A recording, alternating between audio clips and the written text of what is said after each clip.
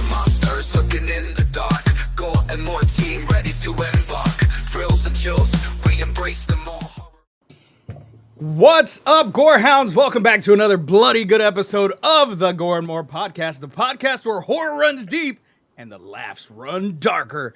As always, I am your host with the ghost, the prince of the paranormal, the ghost daddy himself, Lord Scoopacabra, and I am here with my horror homies, the sinister scholar of splatter, the dark lord of knowledge himself, Chad Daddy Crispin.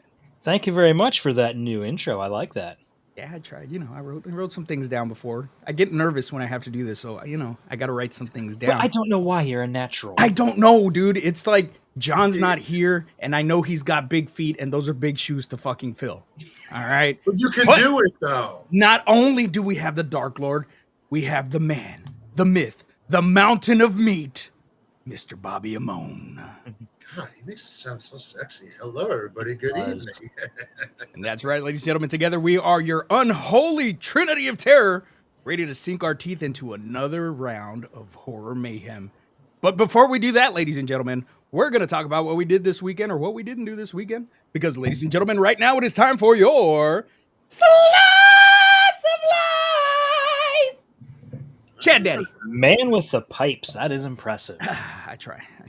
That's because I'm feeling a little under the weather. That's how I know when I'm starting to get stuffy and stuff.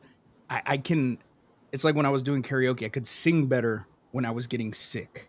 So, But right on. Let's talk about what we did this weekend, boys. So this past week, I had some car issues. I had to end up putting almost $300 into getting a new water pump replaced. Ooh. And now today, it seems like it's not quite fixed. There's some other issues that could be related to that general area. I know the mechanic said he had a hard time getting the water pump out. Like he really had to pound on it and pry on it.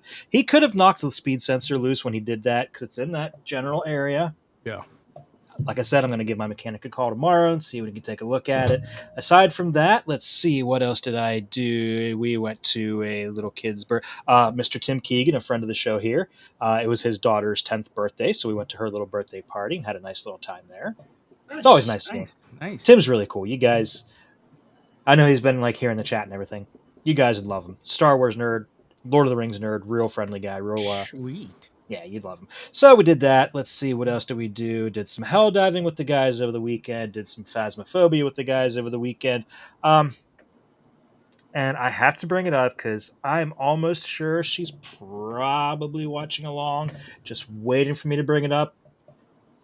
She's there in the chat because I know she's waiting for Steve. Who won the most in phasmophobia this weekend? My God. So we tried to throw Stephanie under the bus this weekend with some Phasmodome, and guess who came out on top?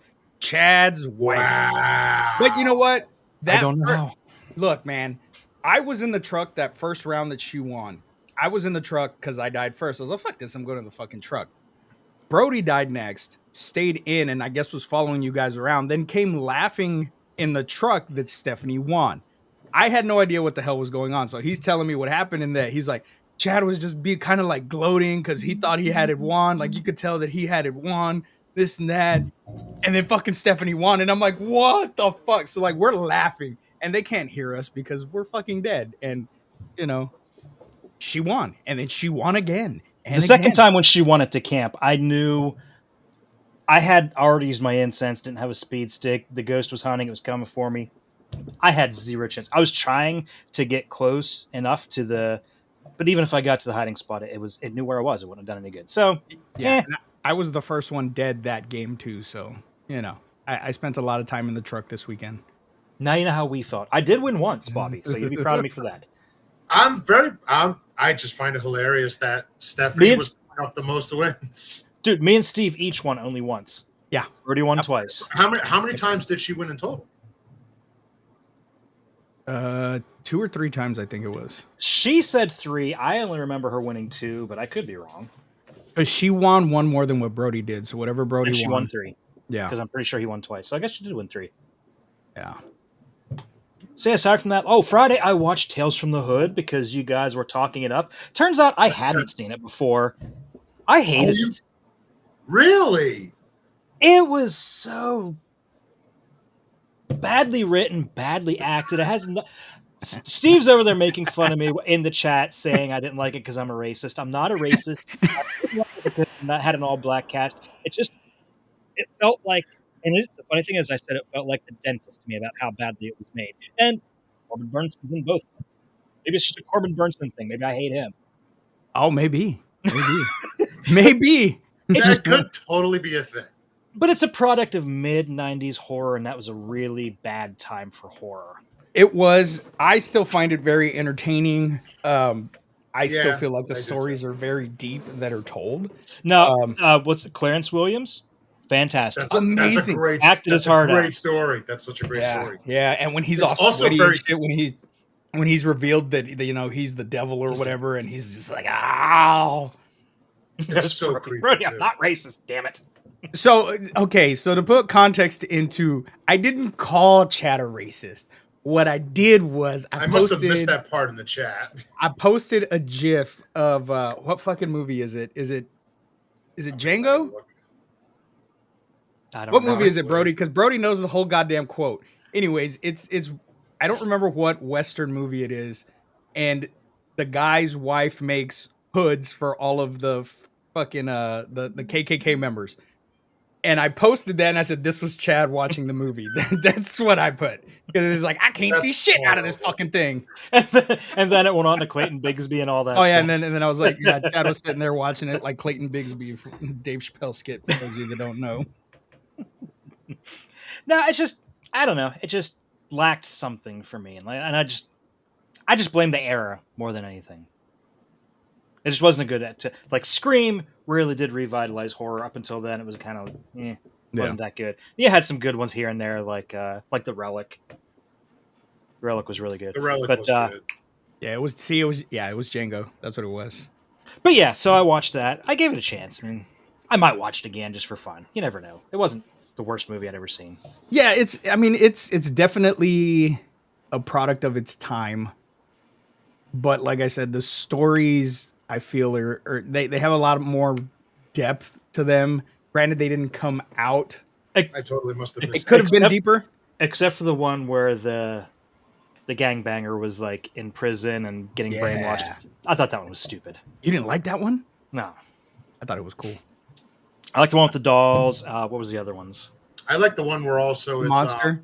The Monster. The Monster I wasn't a big fan of, but like you said, it was really cool to see David Alan Grier in a villainous role. Yeah, in a villainous role, because at that time, he wasn't known for that. He was the funny guy on In Living Color.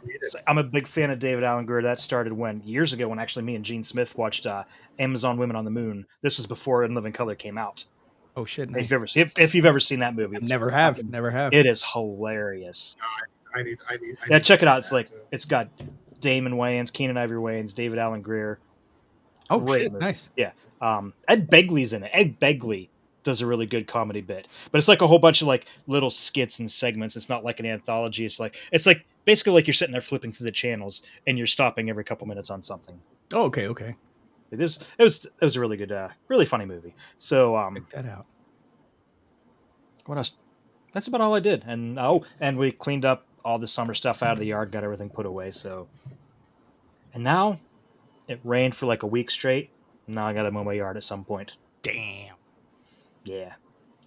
But enough about me. Bobby, what have you been up to, brother? Well, I was unfortunately not on Phasma or Helldivers this weekend. I was in the Poconos with a few other friends of mine, and we were doing apple picking, and we went to the Reaper's Revenge up in northern PA this weekend. So that's literally what my weekend was. We did Saturday. We went for breakfast. We went apple picking, had some cider and such. And then we hit a winery, and then Check your settings. I changed. The one thing I always have to change in my settings is the headphones. It never remembers my headphones. Well, I fucked up yesterday because I'll talk about it more, but in the interview that I did yesterday, I plugged in a secondary camera for Mel, and I could hear myself through the Rodecaster just fine.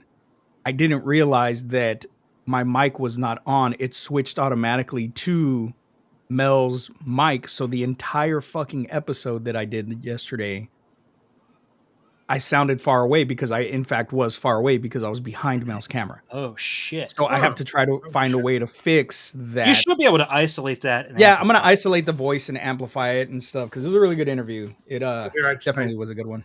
Is there anything now? No. No, sir. I mean, you still sound okay, but I just know it's not coming in as crisp. Oh, You may Sound need cool. to back out and refresh, and then it'll pick up your microphone. all right, Fucking Steve, hell, you call do me yours. Shut the hell up, Mel. Shut Oh your no! mouth. Oh no! A voice message from Brody. Can I play this? Oh no. It's 50-50. I can't see fucking shit out of this thing. I think I might have rent mine. Does anyone have an extra bag? No, nobody brought an extra bag. Well, fuck all y'all. I'm going home. My wife spent all goddamn day making these sacks for y'all, and all I hear is criticize. That was Chad. That was Chad watching. That was not me. Do not go putting that out there. I did, Brody. Yes, I did bring up Night of the Scarecrow, and I specifically said our good friend Brody Kane wanted me to ask you questions about Night of the Scarecrow, and you know, Mick, he just started talking, so it was good. But Bobby, go ahead, continue. I didn't even start. But well, here am I. No. Yes. No. What the fuck? That's weird. Is your microphone even like turned on? Yeah, it's on.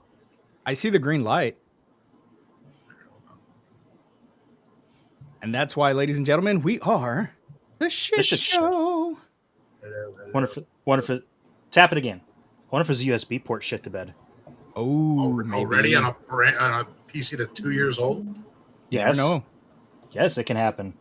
All right. Well, do I at least still sound decent? Yeah, you're fine. Fuck Yeah, it. yeah. Yeah, you're good. You're good. So, but yeah, It'll be John's problem in post.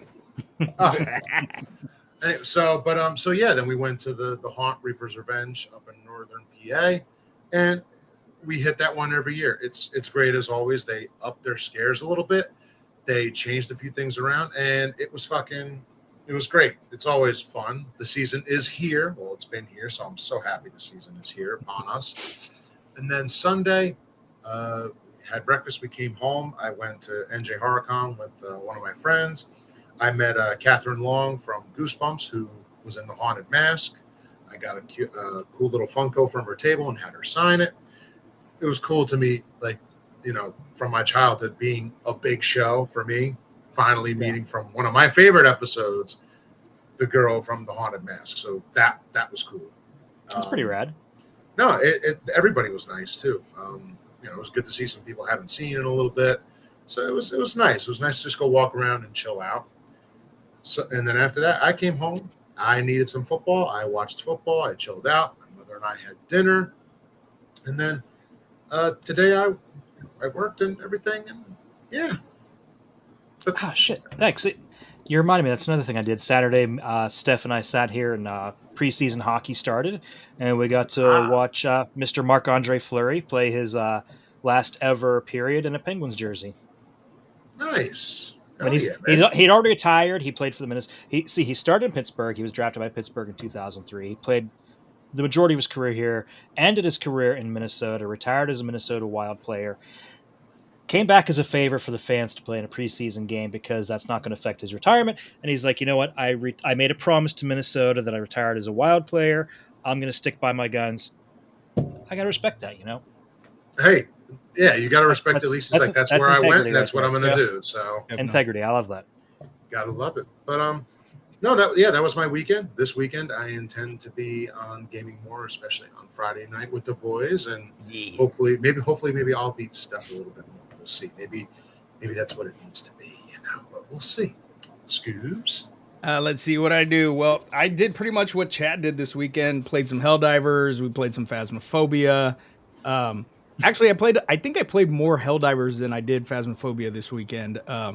Gene and I were definitely on there grinding and learning. For him, learning the game. That's his thing. He's like, oh, I'm not that good. I'm like, bro, you're level 15 already. Like, you're doing great.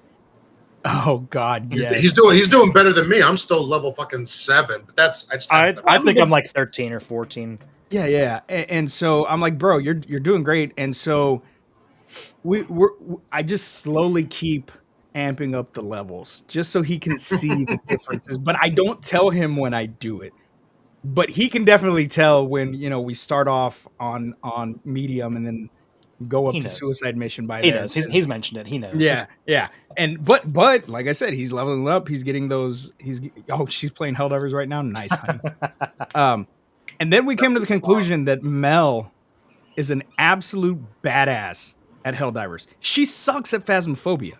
She's horrible at Phasmophobia. But she'll win without trying. She will. But she is a total badass at Helldivers because Gene and I were getting our asses handed to us. Now, I pride myself when I can make it through the game and not die once, but in leading the new guys, you guys, in these new missions, I'm like, fucker, you shot me! You got me killed! God damn it! So we're playing a game, right?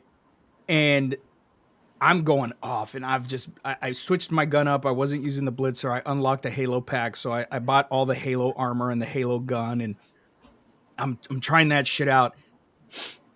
And all of a sudden, there's a huge fucking explosion next to me, and I die, and I'm like, what the fuck? Fucking Gene throws a stratagem right next to me, and he's like, well, I thought you'd see the blue light and run out of the way. And I'm like, Gene, first of all, it's a red fucking light. What the fuck? Second, why wouldn't you even warn me that you threw the damn thing? And he's like, well, I thought you'd see it. I was That's like, kind of like when you do it, you're like, pop, facing the get bugs. away, get away, get away. I was facing the bugs, not this way. How the fuck would I see the red light? But it Bobby, was the day before, the day before that, there was a communications bunker that we had to destroy, and I threw a napalm airstrike on it. just as Gene was respawning right there, and he burned up in it and died. All you heard was, oh, Gene's dead. Well, see, and the thing is, 2 seconds later, I'm gone. Well, the thing is when you catch on fire, all you have to do is jump.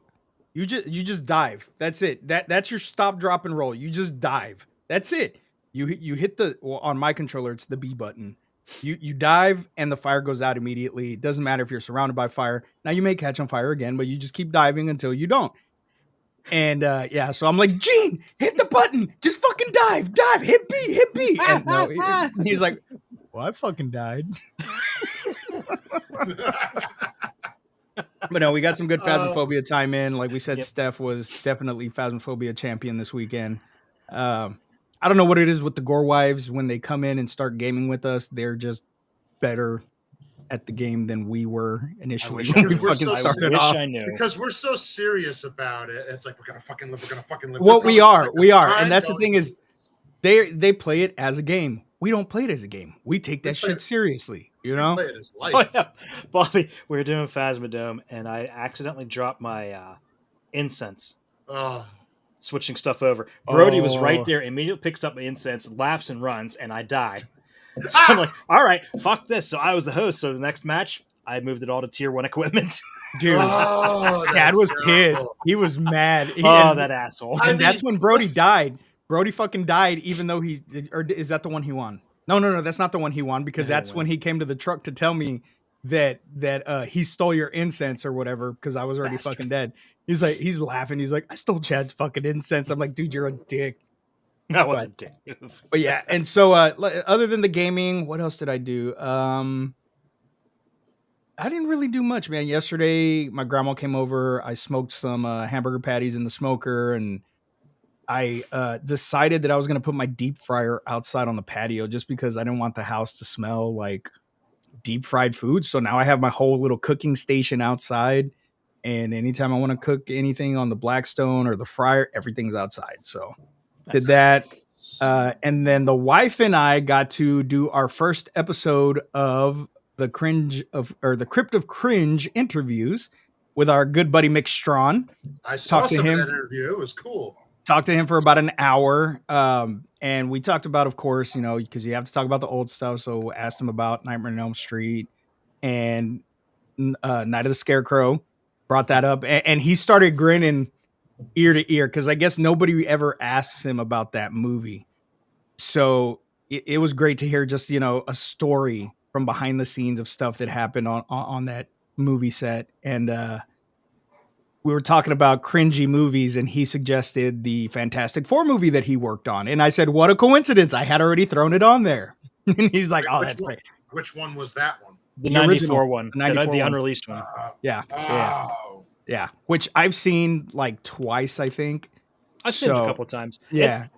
Dude, some of the fucking Doctor Doom's outfit, his armor looks fantastic. Yeah, some of the stuff in it's really cool, but it's still considered a very cringe movie. But I haven't seen it in years, so we'll see when we get on the Crypto Cringe with that. But that was pretty much it. Oh, and then I did a lot of door dashing. I started door dashing just to make a little extra money because I was sitting here and I'm like, man, I spend a lot of time where I'm not gaming or not doing anything. I'm just kind of sitting on the couch and I'm not DJing anymore. So you know what? I'm gonna DoorDash and made in 3 days going on minimal DoorDashes. I think I only worked like 3 hours max, and I made almost $100. So Nice. yeah, so not bad. And I figure if I take it more seriously on the days that I'm not doing anything, it'll be a little supplemental income to help out with bills and stuff. So. But that was pretty much it. And then we got to watch this movie. And yeah, I am ready to talk about that. And this is a Big John pick, which you can see, ladies and gentlemen. He is missing. He is feeling under the weather right now. So he had to drop out of the show tonight. So hope you feel better, bud. Yes, sir. And we will see you back next week. Mm-hmm.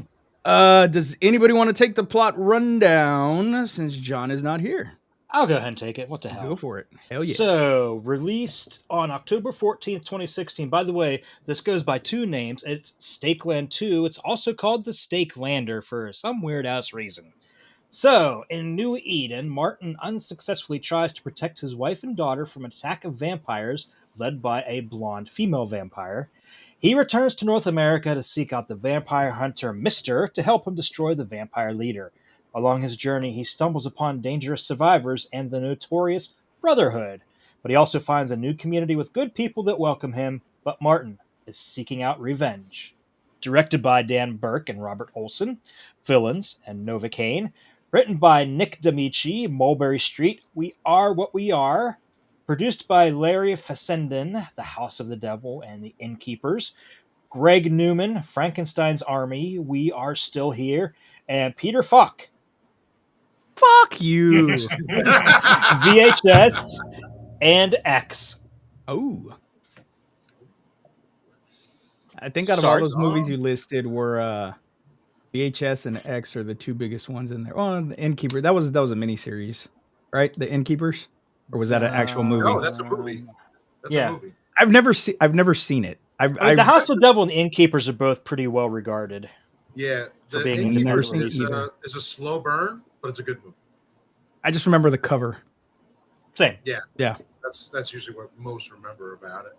All right, Bob, hit us with those starring. Starring Connor Palo, Mystic River, The Last Stop in Yuma County as Martin. Nick D'Amici, Where We Are What We Are, Dark Was the Night as Mister. Laura Abrazmezem, God damn, I can't pronounce it. Abramson. Thank you. Wolf Cop. I haven't fucked up in a while, so I love it when Bob, but I love it when you fuck up the names, man. And I really hope this is one of our fucking AI generated clips. Terms and conditions as Lady. AC Peterson, Sucker Punch, Shanghai Noon as Bat. Stephen Williams, Jason Goes to Hell, The Final Friday. Supernatural as Doc Earl. Bonnie Denisell as Peggy. Guardians Evolution as Mother. Zane Clifford, There's Someone Inside Your House. Superman and Lois as Judah. Body count total 35 on screen, about 50 vampires in various explosions and other quick means. All right. Music by Redding Hunter, Villains Ode to Joy. Cinematography by Matt Mitchell, Villains Significant Other. Edited by Dan Burke and Robert Olson. Effects and makeup by Brian Spears, Army of the Dead, Smile 2. Peter Gerner, We Are What We Are, and Companion. Distributed by Dark Sky Films, runtime of 85 minutes, MPAA rating TVMA, budget, we have no fucking idea. And it grossed $34,752. Boys, let's talk about this movie. So this was definitely my first time watching it. This And is my first time too. Like I said, I barely remember. I know we reviewed Stakeland. I remember feeling really depressed after watching it because it was such a kind of a bleak movie. Yeah. But I really don't remember too many scenes that happened in that. I don't either. And we I remember reviewed it liking in January of 2022. Like And the only thing I remember was the scene where I guess it was the Brotherhood or whatever, airdropped all the vampires by helicopter, I think, into their compound. And that's the only scene I can remember. Yeah. I had seen this one because I watched them back to back because like, oh, there's a part 2. You guys know how I am when we watch movies and there's a sequel. I have to watch it immediately so that I know what the hell's going on, especially if it's one that I've never seen before.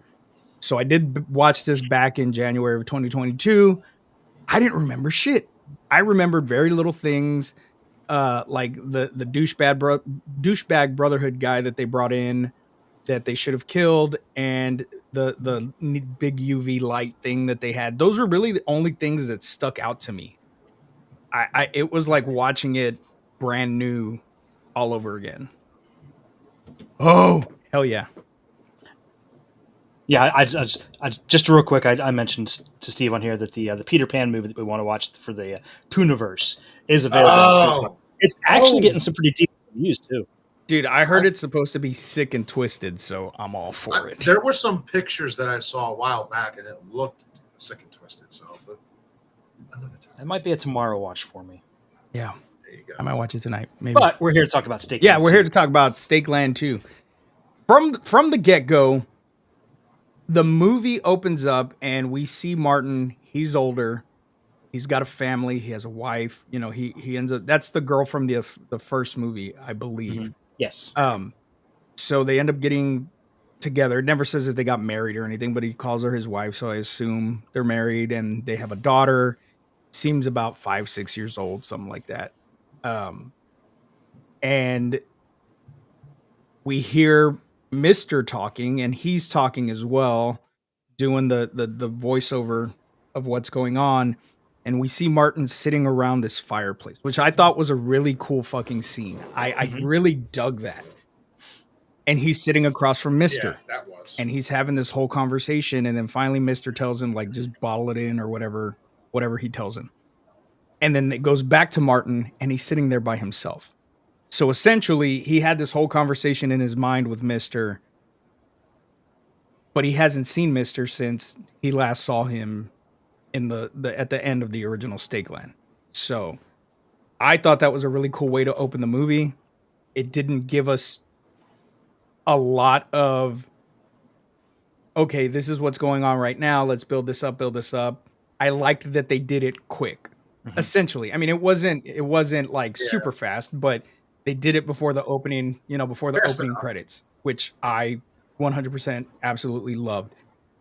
John said this was a Western, and this is straight up a Western with vampires in it. This is very Walking Dead. Yes. I don't remember if they explained in part 1 why the vampires are like zombies and they can be out in the sun. I don't remember if they explained that in part 1. I don't remember. But they are very zombie-esque, even in the way that they walk when they are out during the day. They even look very, very zombie-esque, more than... I would say they look more zombie than they do vampire. Yeah, and if you didn't specifically say they were vampires, I would have just assumed that they were Walking Dead, zombie. Yeah. Yeah, unless you saw their fangs, Which a lot of beforehand, times you really yeah, didn't. you were definitely not. No, I would definitely say zombie, especially that one when he's on his knees as it's walking towards him, dragging her foot.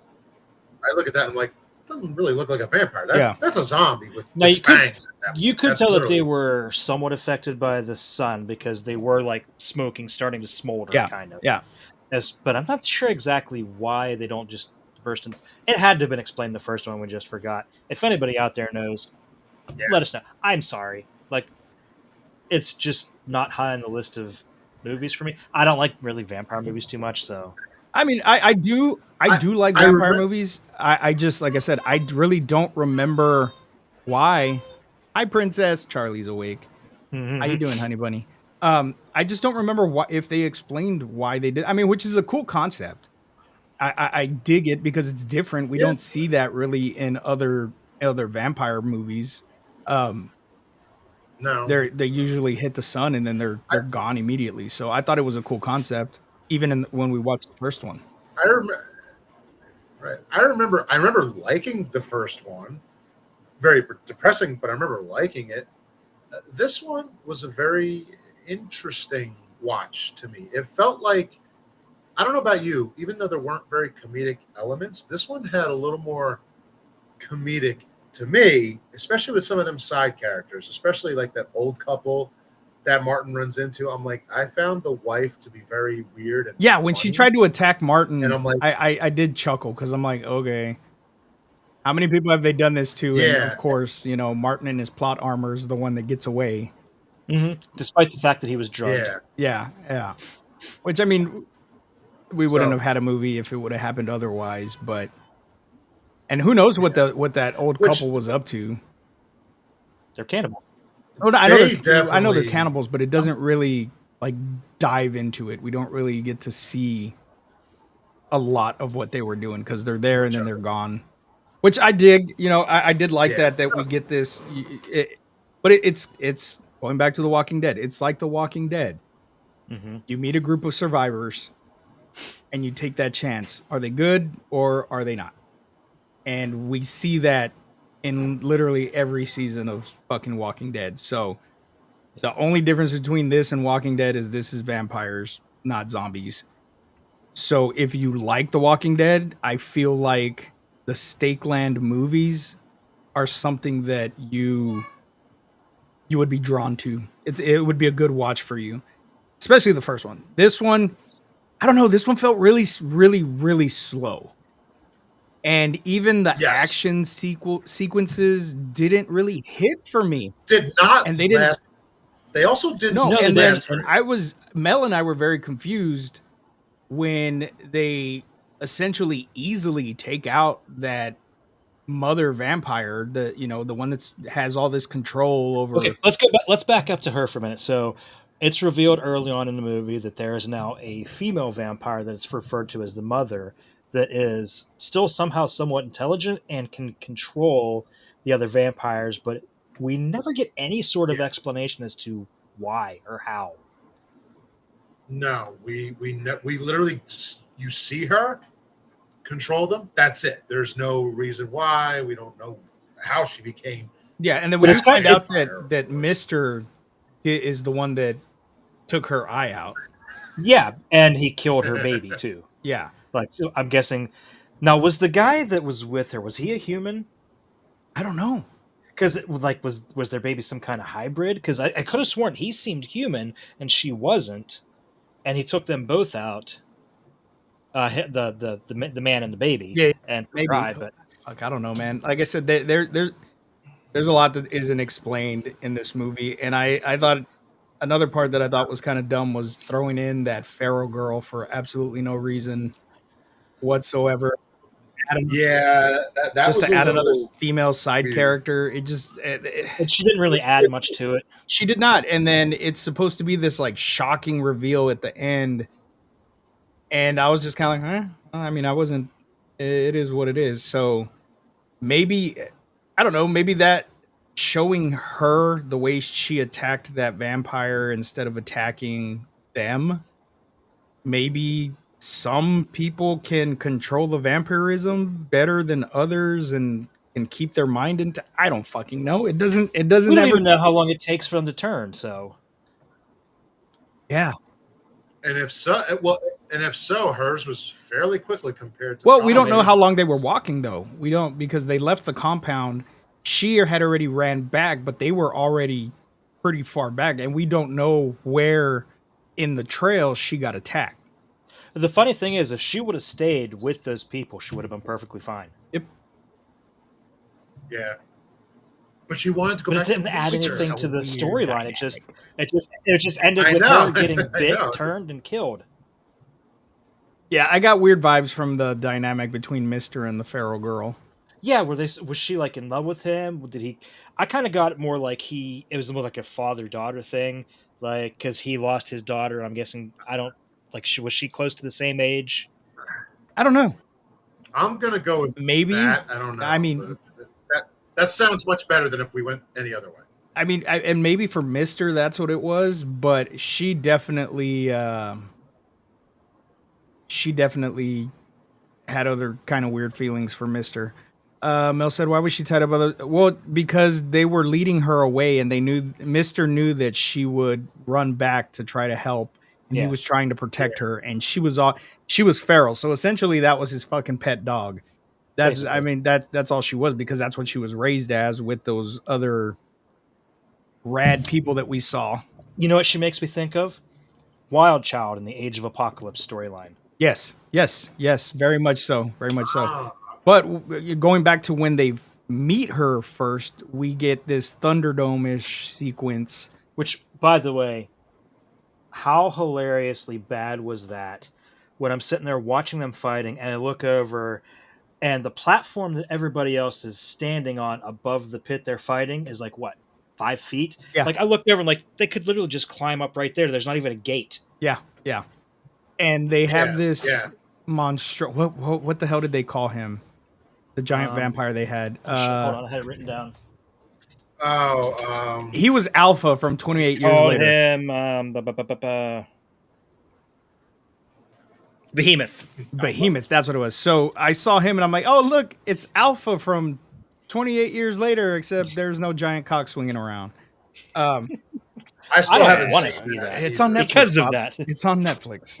Yeah, it's already it's already on Okay. Netflix. That should tell you everything that you need to know about that. That's fucking funny because movie. it's not even on physical yet, and it's on Netflix. Wait, no, it did hit physical. Yeah, it hit Within physical. the last couple weeks. Yeah. I was gonna say, I think it did hit this. So we get to see this behemoth monster, and these people, Martin once again got his ass knocked out for the second time within like 10 minutes. He was knocked out again. And they tell him he has to fight to the death, and out comes Mister, who he hasn't seen since he was younger. But just for story purposes, Mister gave him a necklace before he left, which I don't remember in part Yes. 1 that Mister gave him a fucking necklace. But sure, why not? Mister gave him a necklace with the skull. They said he left it hanging on. Or he left it something when hanging on left. something. Yeah. That's what it was. And so they're fighting. Mister, he's like, "It's me, Mister." Blah blah blah. Mister's just fighting for his life, doesn't give a shit. And then he's about to kill him, and he sees the necklace, and he's like, "Martin? Well, no shit, it's Martin. He's been telling you it was him the whole fucking time." They point a gun at him, tell him that he needs to kill him, or they're both gonna die. I don't even know who the hell, Master Blaster. Sure, we'll call him Master Blaster. Points the shotgun at him. I just called him Baldy. Fucking bald Master Blaster's like shoots the fucking shotgun at the ground, and he has a fucking it's a stake or something, fucking spear. There's I some don't shitty fucking know. spear with a knife stuck to it. Yeah, And then he just fucking chunks it, throws it up stabs at him in the fucking eye, and everybody's like, "Oh my god!" The feral girl releases the fucking zombie, the vampire, and the vampire just attacks everybody. See? And they're off on their merry way. We have our band of heroes together, and they're going somewhere. I get lost. Real quick, I can't be the only person who thought about this. No disrespect to the actor. The guy who played Martin, I don't know why, but he reminded me of like the dollar store Jared. A little bit. I can see It's that. the beard. It was the ratty beard. I'm like looking at him. I'm like, Yeah. you look like Jared Leto, but you're not talking like him. Probably a Dollars. better actor than Jared Leto. Whoa. Jared Leto is an acting god. Okay. Well, if you go by Morbius and fucking the Joker, it's a question. Well, it's not his fault he was in shitty movies. Hey man, listen. You the can say no directors- to anything. You The can directors say and the no. producers are the ones that make the film. You can't fault an actor if it's a shitty script, if it's a shitty director, and it's shitty producers, you can't fault the actor. Jared Leto did his job That's as true. Morbius, did what he was paid to do. I thought his acting in Morbius was okay. Granted, it needed Spider-Man in it.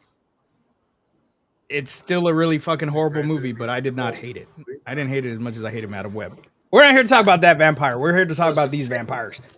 And so we get introduced to a new band of characters now. Yay! And I don't know, man. They get attacked again. That's what it is. Yeah, they get attacked on the way there. Mister's almost killed.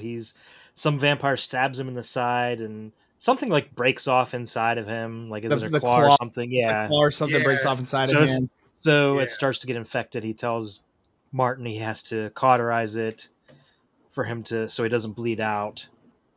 So for the next 15 minutes, they're dragging Mister around, trying to get to this town where there's a doctor. And on the way there, they get attacked by the Brotherhood. And then we meet this. Yes. Mister shoots one of them in the dick, which was fucking awesome. By the way, that was my favorite scene right there. Is right after that when he said he's in a dick shooting mood. Yeah. Like, I had to roll in. I'm like, did he say he's in a dick shooting mood? He's in a dick shooting mood. And the first thing that came to mind though was South Park. You just shoot this guy in the dick, Butters. But yeah, so then Mister saves one guy, the young guy, because he's just a kid, blah, blah, blah, blah. Big mistake, big surprise. He's the one who leads the vampires and the Brotherhood to where they're hiding out, and all hell breaks loose just like it does in The Walking Dead. By the way, how obvious was the setup when they get there and Bat is taking Martin around, tells him everything, and he's like, this is the important thing here. This is the generators that power everything. I'm like, in the most stupidest spot ever. Right inside the door. In the fucking open, right by the fucking door. As soon as he said that, I'm like, well, that's going to come into play later, for sure. 20 feet from the fucking front gate. Like, these guys had no fucking experience in setting up a fucking base camp before. Neither have I. But I know better than to fucking put the generators right at the fucking front door. Yeah, you put that shield somewhere. You put that in the middle if you have to. Fortify that son of a bitch. Because if that's powering what's keeping everyone safe, that right there is the most important part of the entire facility. What did he call it? What was the name of the light? It was a giant UV light, but he had a name for it.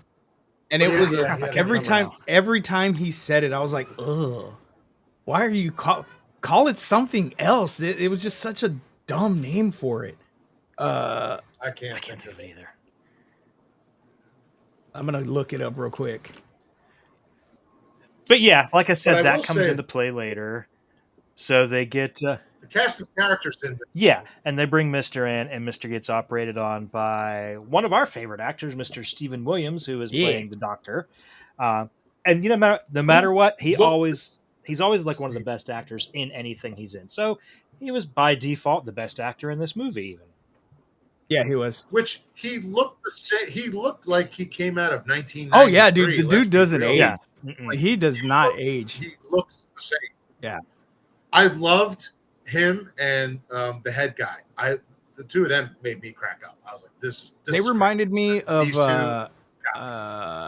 the two characters in The Last of Us season 1.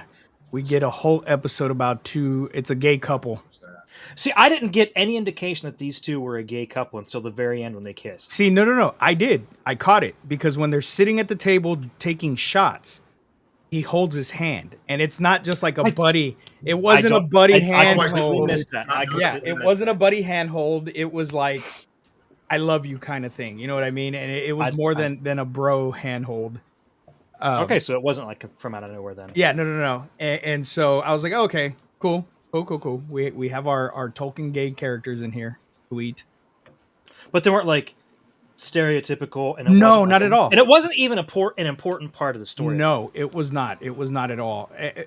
I feel like the only time it was even like an important thing is when they do their last kiss Yeah, before right at the they end, have their yeah. last Yeah. hurrah. And I gotta tell you blow the though, vampires to hell. that was a very manly kiss, and I'm like, I respect that shit very much. Yeah, yeah. Bob rewound it like 4 or 5 times. I don't know why. It was actually 6. Get the number right. But yeah, so it turns out that these people know Mister. They have a history together. Yeah, and they bring up Mexico, Yeah. which we were joking around in the chat, and I said, "Man, I can't wait for Stakeland 3, Stakelandier." And I have been waiting to make that joke since last night in the chat, and the time came, and it was great. I got my joke out, my dad joke for the day. But then John was saying he would rather see a prequel of what happened in Mexico, and I'm like, oh, you know what? That would be kind of cool. There is a short prequel series. Ooh, They're like Really? 2-minute or 3-minute episodes. Yeah. Martin's in an episode. Mister's in an episode. I didn't know that until doing the behind the scenes for this. So there is an online short little prequel series. I know the director, the creators want to do a TV series and a third movie, but it's not up to them. Yeah, I could see that. I could definitely see this as a TV series. I feel it would play out better as a TV series because the world is so big in it, and it felt rushed. The second one did feel very rushed. Okay, so if we're comparing this to Walking Dead, like the first movie would be The Walking Dead, and this would be like Fear the Walking Dead. Yeah. Not quite as good as the original. Yeah. Exactly. Yes, definitely. You know what this felt like? Did this go on TV or this? No, this went. It went straight to sci-fi. I was gonna say. This really felt like a straight to video or sci-fi movie. That's not a bad thing. There's a lot of those. Not movies necessarily. like, these are actually pretty good, but the first one had a quality to it. I remember that. This one, it just didn't quite have it. No, and the first one is a really tough act to follow too. Yeah, whether it's a depressing film or not, I remember it being really good. But even this one had a very depressing tone to it too, because like I said, off the bat, we get that, you know, the girl that we had in the first movie, she dies, and the daughter dies, and so right off the bat, it's depressing. Mm-hmm. Martin's by himself. He's by himself again, you know, and so it does have a very, very depressing tone to it. But the whole universe of Stakeland is a very depressing atmosphere. And I thought it was kind of interesting that the first people he encounters on his travel was the old couple who turned out to be cannibals. Yeah. Yeah. So he goes and he meets this guy at it's like a radio tower turned into like a trading post apparently. Yeah. But, you know, and the guy sets him up. He says, you know, go take, you know, whatever 79 or whatever it is, and that'll get you there. Obviously, it's a setup for a trap, and he goes there and finds this encampment, gets captured, who they also turn out to be cannibals. Yeah, yeah. But I guess from what I was reading, I think part of that is I'm like, you know, why don't they just, you know, I guess the vampire virus. Bob, what are you doing? The fuck? Sorry, I was looking up for some Stakelander. Are we that boring that you got to get on TikTok right now? But no, apparently the vampire virus started from tainted meat. Tainted. It's in one of the prequel episodes that I was telling you about. Because it follows. I don't know if I like that or I'm like I could see it. I don't know. I mean, it's an original take on it, I guess. Not really. Cooties. I was gonna say, but that's vampire or that's zombies. I mean, Cooties was more entertaining though. Well, Cooties was a fucking comedy though. Like that. When did Cooties come out? Cooties came out in 2014, so this came out 2 years later. Yes.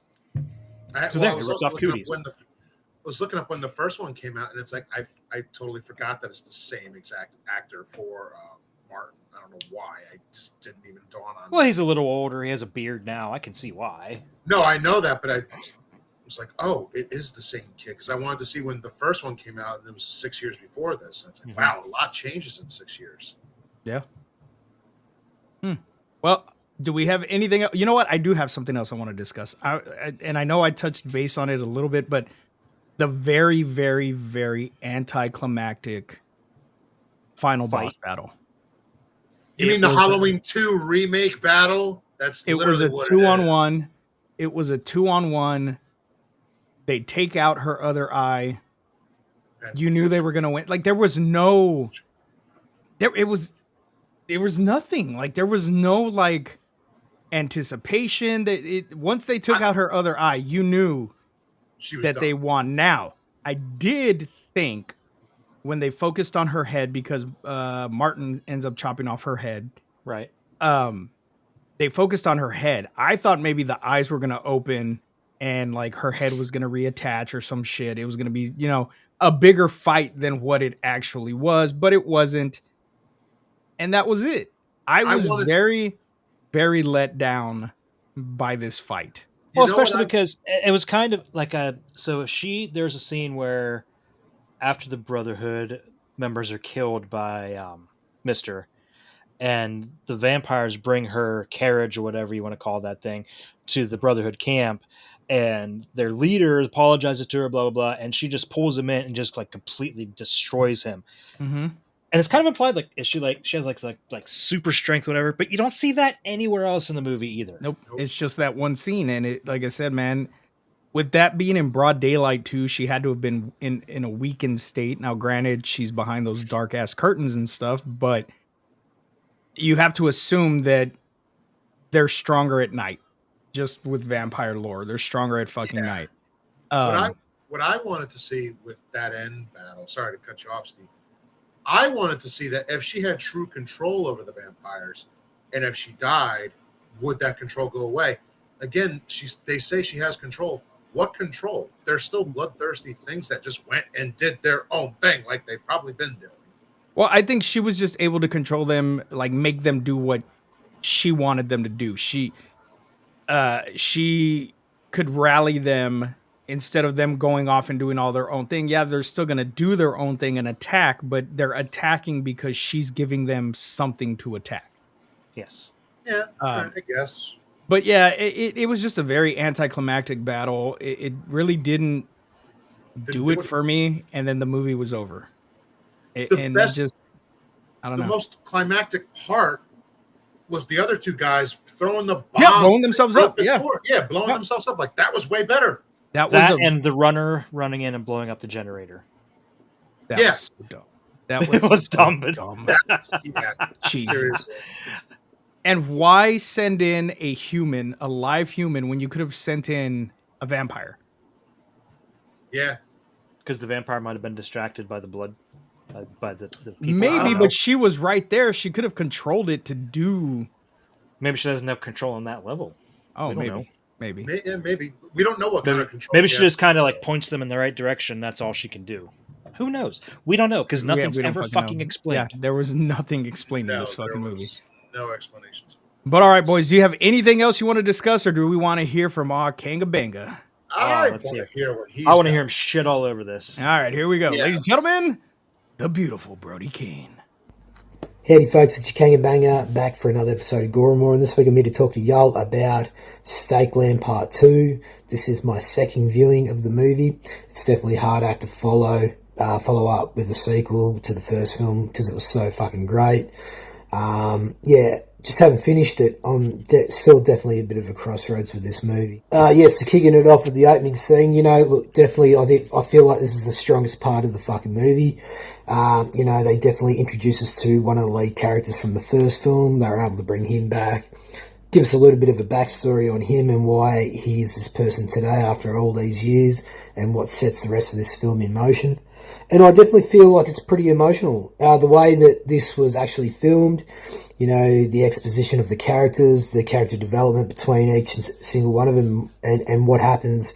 Yeah, it's pretty, it's pretty full on, it's somewhat disturbing, but yeah, like I said, very emotional to see those emotional values and beats play out through these characters. I feel like this is the strongest part of the fucking movie.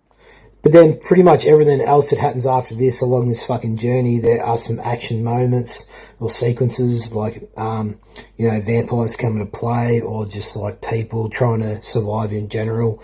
And I feel like them scenes are like really rushed. They're like sort of like here and gone insanely quickly. There's no really build up to those moments. They don't really flush them out to give us that little bit of a, oh shit, I did not see that coming. But you can kind of see it throughout the portrayal of some of the shitty performances of these characters. I mean, there's a lot happening in this movie to where it's sort of just all crammed in, and it's like, quick, we've got to get to the next scene, quick, we've got to get to the next scene. And by that, they just do time jumps, time cuts, or whatever the fuck you want to call it, with imagery of the sun going down and coming up. It's like, cool, I get it, whatever, but literally I don't need to keep seeing this shit to play throughout this movie. Give me more exposition on the scene in hand that's actually unfolding. Make us stay at the one spot and just sort of immerse with that environment. Maybe just for a little bit longer than these other scenes that you just put in there for making this runtime a little bit longer. And look, like I said, I'm not trying to compare the pair with the first film, but the first film really knew what its audience is. It set out to drag that audience in. It succeeded with a fantastic fucking script, characters that you care about, the gore. This film has gore, but not as much as the first film. But I did like it in this movie for what we got. Practical effects are pretty cool too. But in saying that, I definitely feels like there's two directors on this movie trying to go in so many different directions that it's all convoluted and a little bit fucked up. It's like dragging so many subgenres from the horror genre and trying to really cram it all into one and being like, whoa, here we go. And I'm just sort of like, well, you can definitely see throughout the editing that when we get these quick cuts from going from one thing to something else, there could have been so much exposition in this scene to really set a fantastic scene up over here that was sort of just jumping around really quick, like fast-paced shit. It doesn't feel like that's what it needed for this type of movie, if that's the direction you're heading in. And a lot of people probably aren't happy with me right about now that actually like this movie, and that's totally understandable. I get that. This is just my opinion. And you probably don't give a fuck, and that's cool. But when you have such a strong opening, and then the rest of the movie falls under that, and with shit you just do not care for, you're always looking at your phone, it's very hard to try and really get involved into this movie and, wanting to like it. So that was pretty much my journey upon the second viewing of this. So I'm going to have to give this I'm going to give it a 2.3. I feel is extremely fair. But in saying that, this is your Kanga Banger signing out, and I look forward to hearing what you guys have to say about this movie.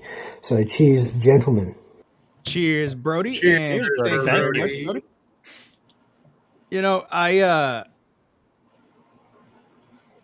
I feel like this movie should have dwelled more on the revenge aspect of it, because it was essentially supposed to be a revenge movie.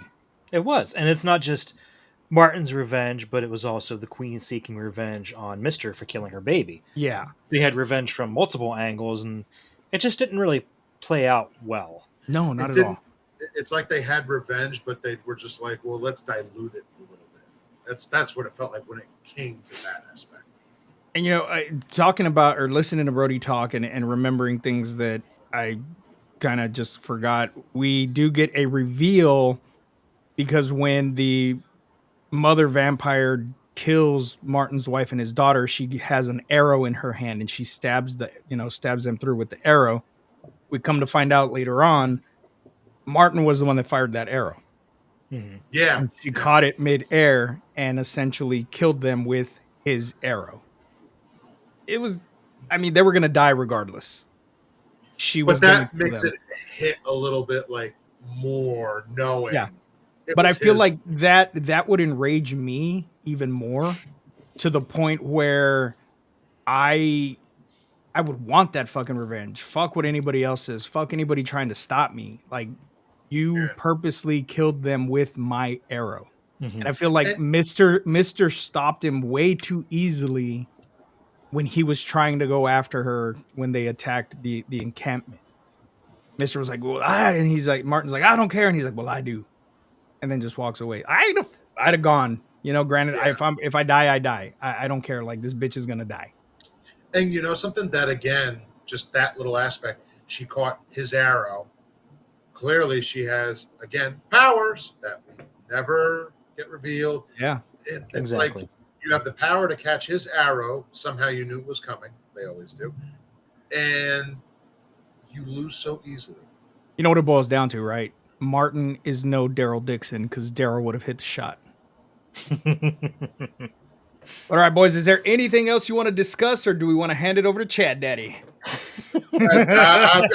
I'm so curious what he has. So I will give you what I have, and I did my due diligence. I spent a few hours today trying to track down as much as I could. There is a behind the scenes documentary that's included on the DVD and the Blu-ray. I tried my damnedest to find that. I checked YouTube, I Googled it, I did Yahoo search. I couldn't find this documentary anywhere. Nobody has it. I even checked IMDb. IMDb didn't have any links to it. So I have two things. Just two. I spent hours scouring the net. I just got so frustrated. I was like, you know what? I'll just give it what we got, and it is what it is. So, Stakeland 2 debuted on digital platforms on February 7th, 2017, with a Blu ray and DVD release 1 week later on February 14th, Valentine's Day. Oh, What a date movie to go to. And Demichi has expressed interest in making the series a trilogy, but noted that MPI owns the property, so it is ultimately up to them. Like I said, he also would like to give it a TV series treatment. He has about 6 episodes written, but with this came out in 2017 now. We're 8 years past that. It could happen, but I wouldn't hold my breath. yeah, we'll see. Yeah, That's it. But that's it. Okay, Like I said, so I know shit. I went to my good friend Jarvis and I asked him if he could give me any behind the scenes for Stakeland 2. He did come up with a couple. Jarvis is my chat GPT, by the way. Why did I think to check Chappie? Yeah. So what I have here is let's see. Nick Demichi reprised his role as Mister and also co-wrote the screenplay. Mhm. The production was handled by Glass Eye Picks in collaboration with Dark Sky Films and Sci-Fi. Demichi kept and rewrote re-wore. Sorry, I can't even fucking talk. The same leather pants that he used for Mister in the first Stakeland movie. Ooh, I hope he didn't wash them and they're all He stanky. did not wash them. They were stanky. He wanted that. He's a method actor. He said, we're going to keep that stank on there. He wanted that swamp that smell. Because of budget constraints, there were creative disagreements on how much to do. Demichi mentions banging heads with directors over what could be achieved. So that could explain why this movie was not. Too many chiefs. Too many chiefs. Bob, is his audio kind of wanky to you too? My audio? yeah, just a little bit. Yeah. What are you Wait, doing? talk. Just like say like a full couple sentences because it was Sally sells seashells down by the seashore. okay. No, That's it's perfectly fine. clear. Yeah, Maybe it's because I was facing this way. maybe. I mean, it's not doing it now, but Okay, I don't fucking know, man. It's the shit show. it's fine. Let's see. Demichi notes that Mister's role is somewhat smaller in 2, with more focus on Martin's journey and growth. Oh my god! Just to give you a heads up, Brody updated his score. He lowered it to a 2.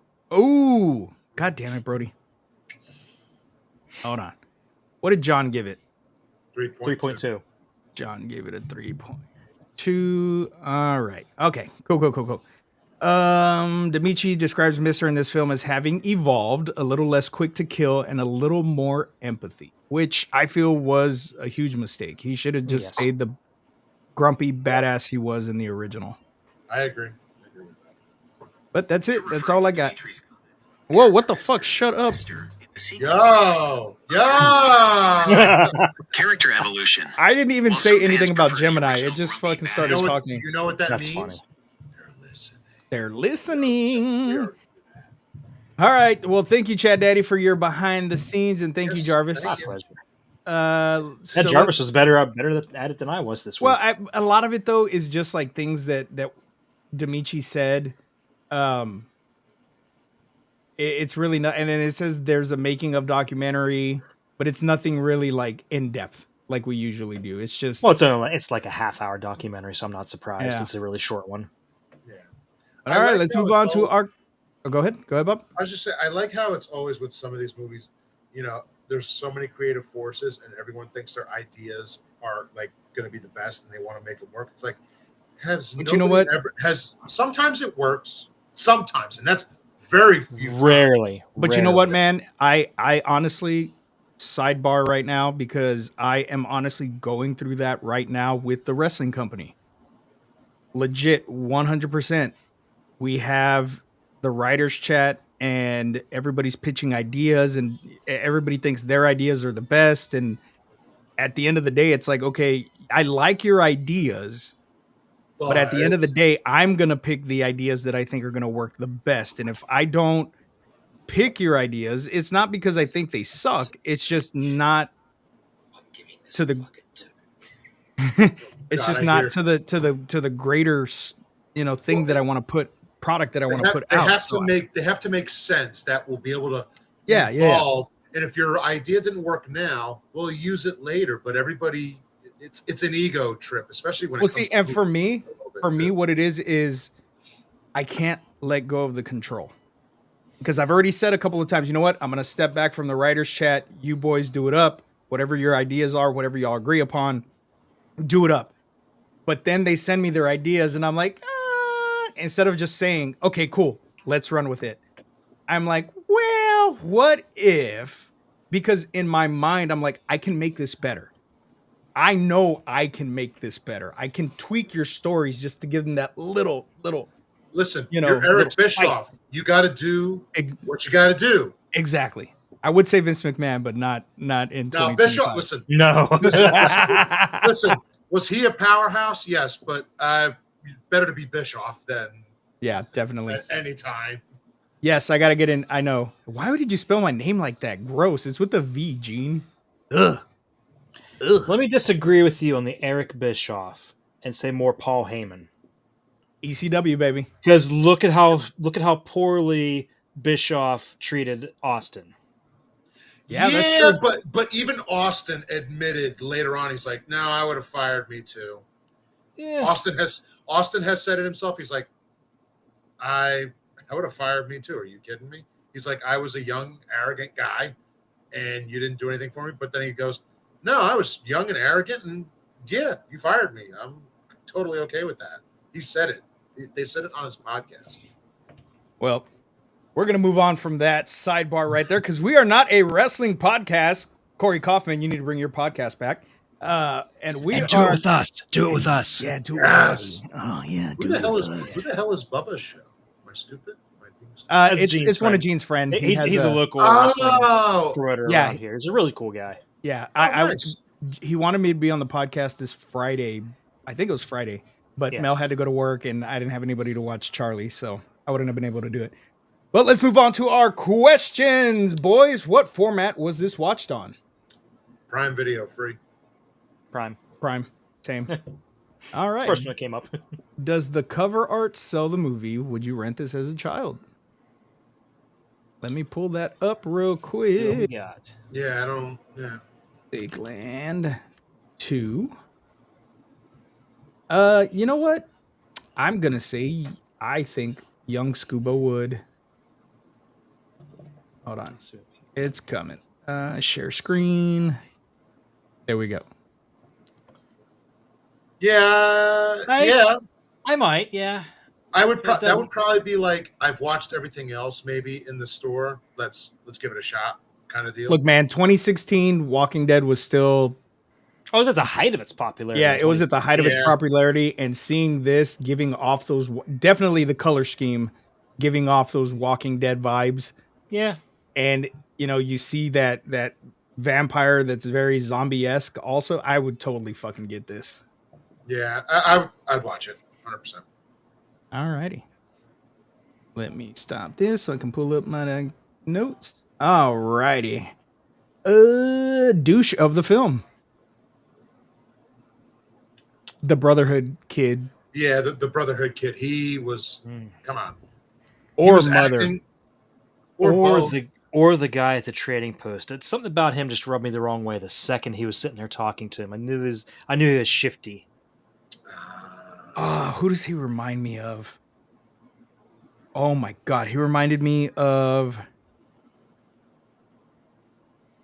What movie is it? Oh my god, it's gonna eat at me now. Where the dude, I don't even fucking know. It's gonna come to me later. I'm gonna be like, oh, that's who I was talking about. But that's my pick. It's just that guy was acting shady the whole time. He's I'm definitely gonna a go. cousin I'm gonna fucker. go with the kid that they should have just killed. So I'm going. Yeah. Which I'm gonna change it to that because he killed that girl and she was kind of cute and real sweet on him. So yeah, she was. She was very nice to Yeah. him. Fuck that guy. She was. All right, favorite kill.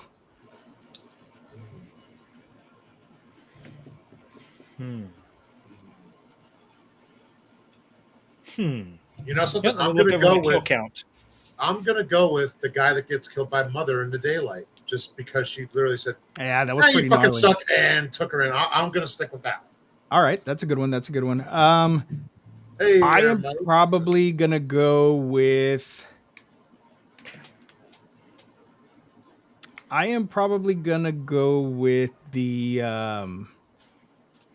kid, the kid that the Brotherhood kid, just because Ooh. it was just the torture leading up to it, and then just the fucking neck slice, like the practical effects on that was really good. Listen. I'm going with another Brotherhood guy, but I'm going with the one that got shot in the dick. Shot in the dick and then shot And in then the shot head. in the head. Yeah, fuck that guy. He got He shot was in laying there both heads. suffering. Yeah, Yeah. he was.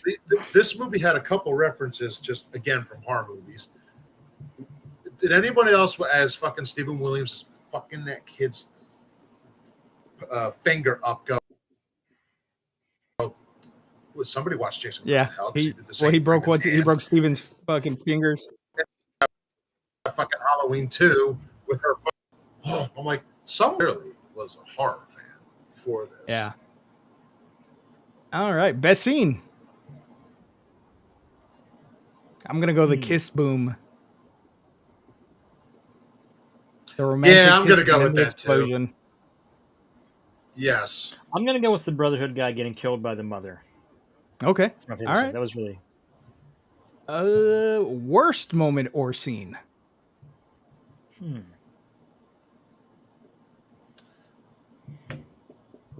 I'm gonna go with. I'm gonna say worst, not worst because it was a bad scene, but worst because it made me go, "Oh man, that fucking sucks." Is when he killed the girl. Like when you see that the girl got killed by the Brotherhood kid. Okay.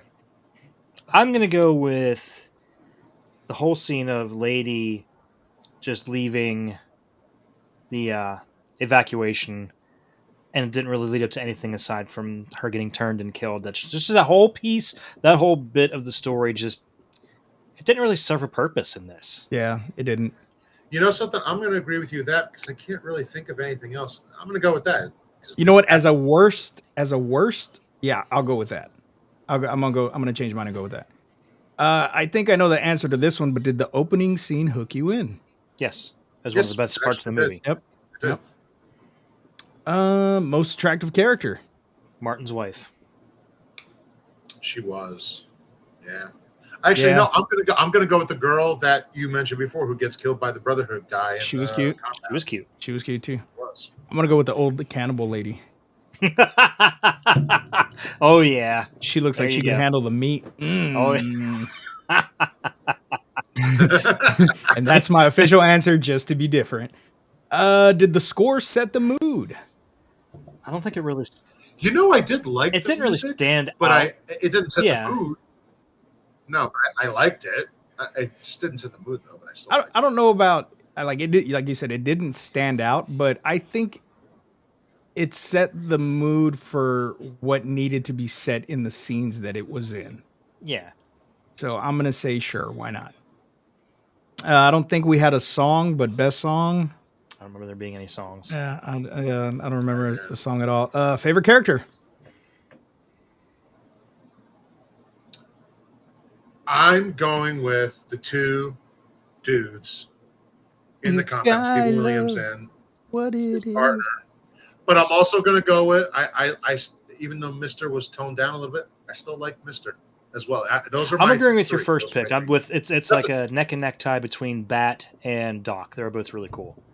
Bat and Doc were both really cool. Yeah. I think I'm gonna go Bat. I feel like Bat. It was a little more. I think I like Bat a little more. That he had a little more personality. Yeah. Bat definitely had a lot. That's more only because you saw personality. more of him. Yes, definitely. Yeah. I love Mister. Always gonna love Mister. I like Martin's Martin too. another It's great just- character, but for this one, I'm gonna go with Bat. Was it scary? No, Not really. nothing at all. No, No not really. no scary moments at all. Does it hold up today? Oh. I mean, it does. It doesn't look dated. Uh, It was decently shot. No, you know, but there wasn't any it- excessive CGI or really bad Yeah, CGI. the effects It's only a are few good. years- yeah, it's only a few years old. I mean, it's yeah. as far as it mostly, essentially being made for sci-fi. I guess it holds up decently well. Yeah. I mean, for it being a sci-fi, Yeah, it's a sci-fi movie. Let's be honest. It's a straight up sci-fi movie, and it's probably one of the better ones that came out. So I'll say yes. Yeah. probably. How was the acting? It's all right. Yeah, It was for what it was needed. It worked. the vampires For are what it very was. zombie-esque. Our survivors were survivors in an apocalyptic world. I mean, what more could you ask for? It The worked. the was just- queen, she didn't really have. Of course, she didn't have any lines, but I felt like she could have been a little bit more menacing. She really just kind of stood there. She was a skinny little blonde She had thing. no Like, quality. yeah. how menacing could she be? They could have done something. Yeah, She had no. She had no like. The And she just kind behemoth of was stood more there and hooded menacing. cloak. And like, the behemoth definitely was more menacing. yeah. Yeah. Did you boys like the cinematography? I did like how the film looked. It was a western. No, It was yeah. filmed like a But western. I I like the Yeah, coloring. color grading was good. I think it worked. Did you like the premise? I do like the premise. Just wish it was done better. I see. I'm torn because I like the premise of Stakelander, the first one. This one's kind of like a watered down version Yes. of it. It's a really soft yes for me, but it's just barely a yes. I'm gonna give it a yes. I just wish it was done better. I'm gonna say yes, just because, like I said, I love the world of Stakeland. I do wish it was done better, but the premise of the film, you know what? I don't know, because, like I said, it's supposed to be this revenge thing. That's why I'm saying it's barely a yes. It's a yes because it's in the Stakeland universe, but it's also a no because they didn't get that revenge point across as powerful as it should have been. So Yes. I'm right in the middle. It's a very, very soft yes. And that's exactly why I agree. I agree. Was the climax satisfying? No, it was a huge letdown. Not at all. Huge It was fucking one of the most letdown. anticlimactic climaxes we've reviewed. The climax in Wolfman, the Wolfman was way better than this. Way And that better. was just a werewolf fight, but at least it was a werewolf fight. All right, boys. Recycle, rewind, remake, reboot, or reshelf? Ooh. I'm reshelf. Yeah. No. Reshelf / reboot. I do want to see more, but I want to see it done better. Okay. Yes. And I feel like with a third film, Okay. if they go the right direction, a third film could definitely be better than a second film. And it's left wide open as to whether or not Mr. survived at the end, too. Yeah, because he even Yes. says, "Did Mr. survive? I don't know." We don't know. So So I can. I'm gonna go reshelf and reboot because, like I said, it's not a horrible film, but it's not one that I would watch again. I would wait for my memory to fade again before watching this one. And I would probably have to watch both back to back just so I could stay in that mindset and maybe I'd like it better. I think I would agree there. Yeah. All right, boys, give me them ratings, Bobby.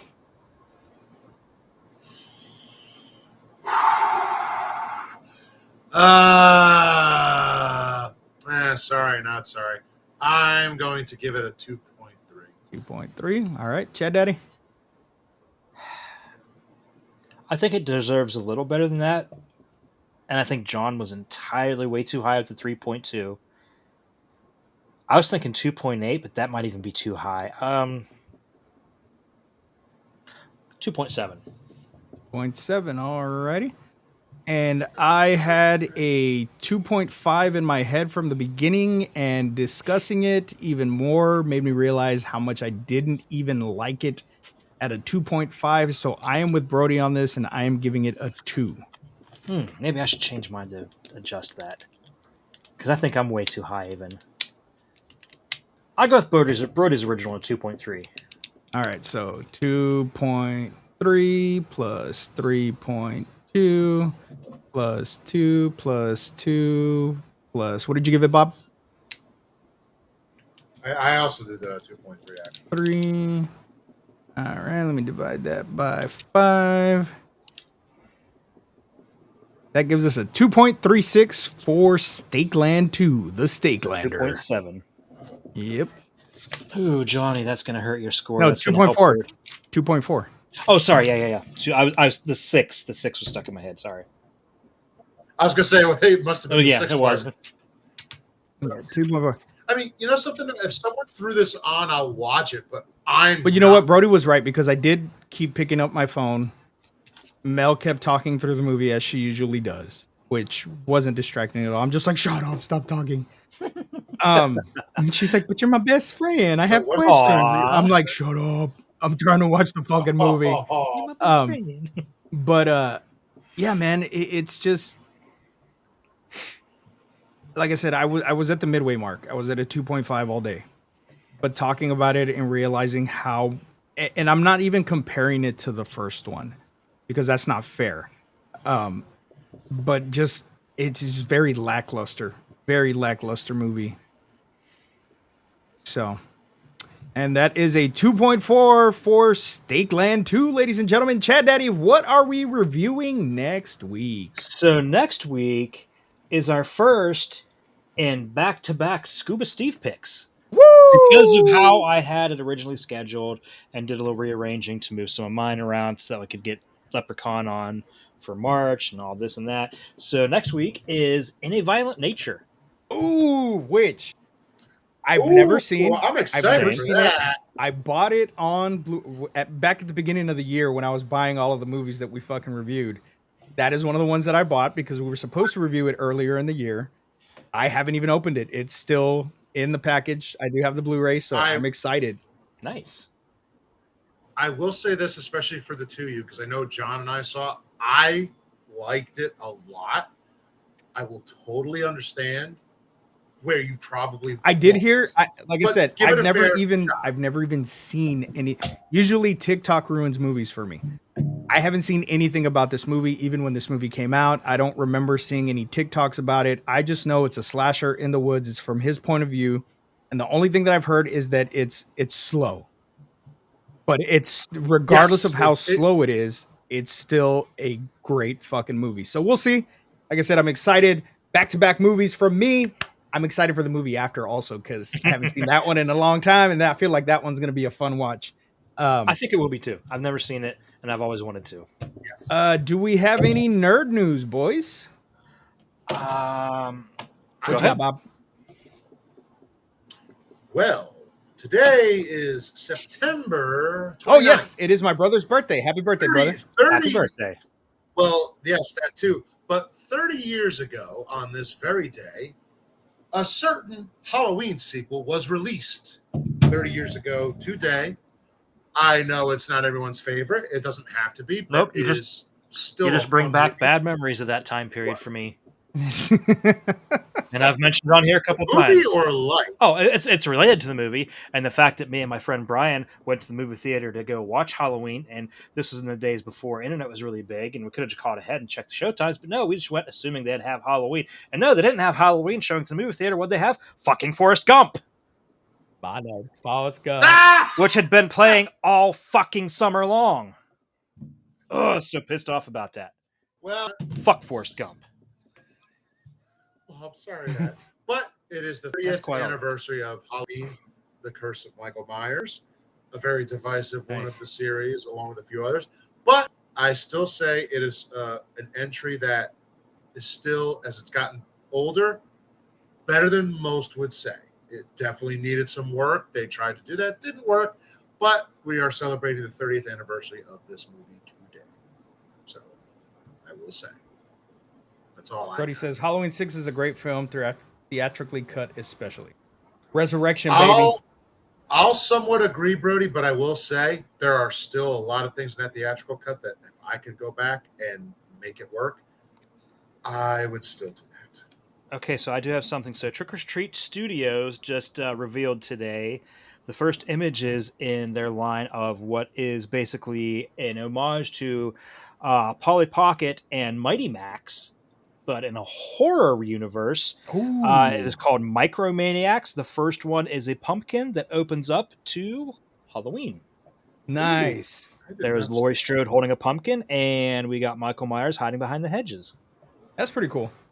Ooh. Wait, And that will be available. Let's see. Does it say? I don't know. I don't see a release date on it. Just says inspired by Polly Pocket.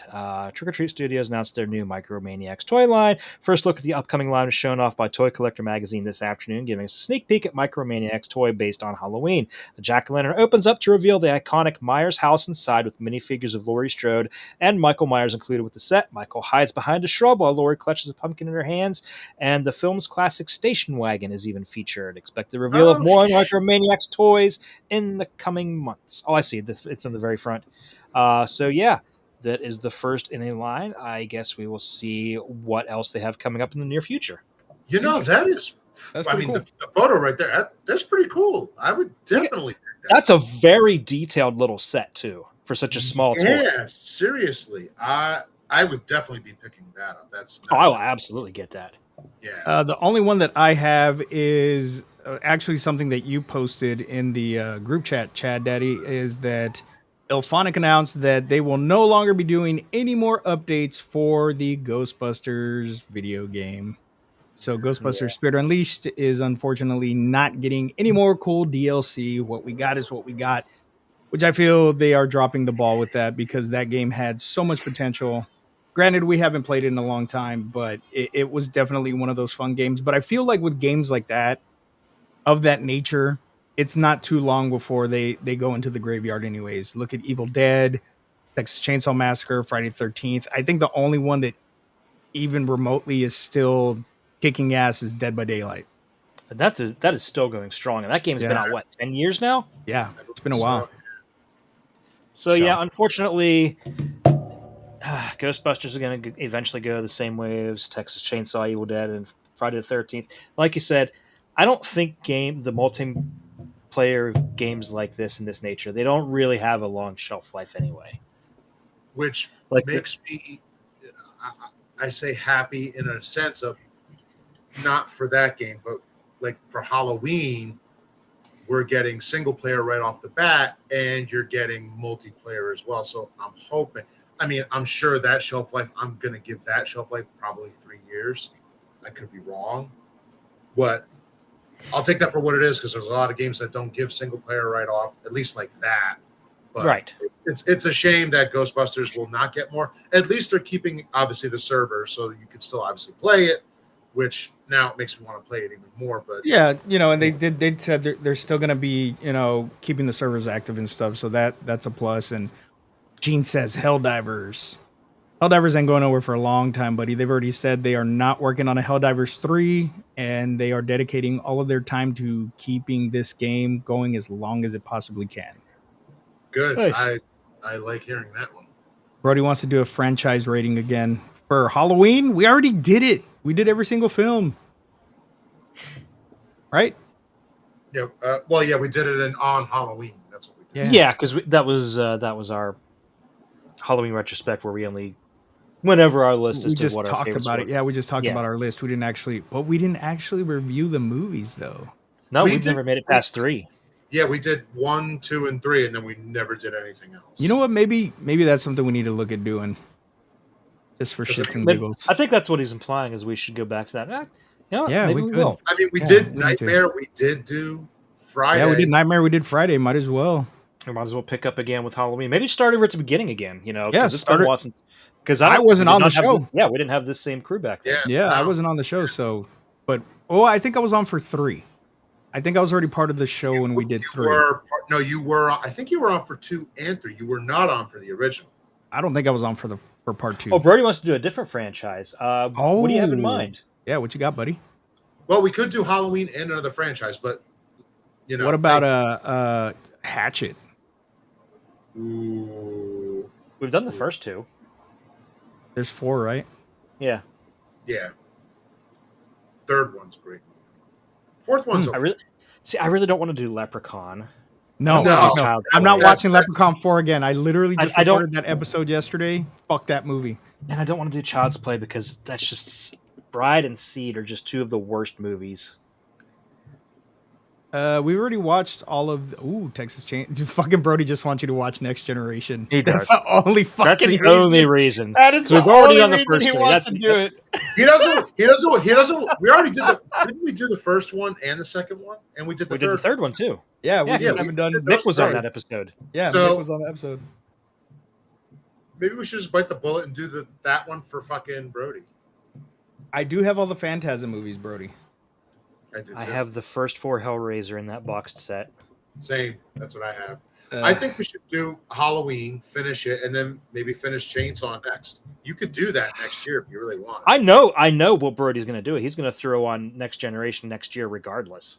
Yeah, either as his pick or a bomb pick. That's what he's going to do. But I don't think it'll be a bomb pick though, man. I don't hate it. It is bad. I hate that movie, man. I don't hate it. It's one of those. So the last time I watched it, I don't remember. So I would have. I mean, I remember it, but I would really. Gene suggested Phantasm. We've only ever done the first one. I do. And love Phantasm 2 is the superior film. Even if it is a Hollywood movie. Yeah, that's such a Hollywood movie. It really is funny. Yeah, the series definitely gets out of hand. It gets way the fuck out of hand. It might be the superior movie. I'll still watch the first one over the second one. Actually, the first one's a classic. I love the first one. Don't get me wrong, it's classic. Tall Man's one of those ones that fucking scares the shit out of me still to this day. Even though Angus Scrimm was a sweetheart in real life. Yeah, he was a real gentleman from whatever. Where did everybody said. Where did the 6th film come from? I know they did 5. Where did the 6th one come from? Yeah, Ravager's the 5th one. Yeah, Ravager's the 5th one. There's only 5 of them. There's not 6 of them. That's the one where you're thinking Reggie's a god is part 5. But all right, boys, if we got nothing else to talk about, let's wrap this shit up early, baby. That sounds good to me. This is your Bobby. Dickus, Bobby Amone. Join us next week. What are we reviewing next week? I totally. In a Violent Nature, you jackass. We're reviewing In a Violent Nature next week. Join in, like, subscribe. Please do share. And we will see you next week, motherfuckers. Hell yeah. This is your Dark Lord of Knowledge, your Chad Daddy. Way down yonder in the Chattahoochee saying, join us next week for the first in our two-part Lord Scuba Cabra double feature. And I think they're both going to be bangers. And a Violent Nature next week. Yeah. I'm excited. And I am your host of the Ghost, the Prince of the Paranormal, the Duke of the Dead, the Ghost Daddy himself, Lord Scuba Cabra, saying, what is it that John always says? Stay fresh, cheese bags, and don't forget, we're all family. Happiness.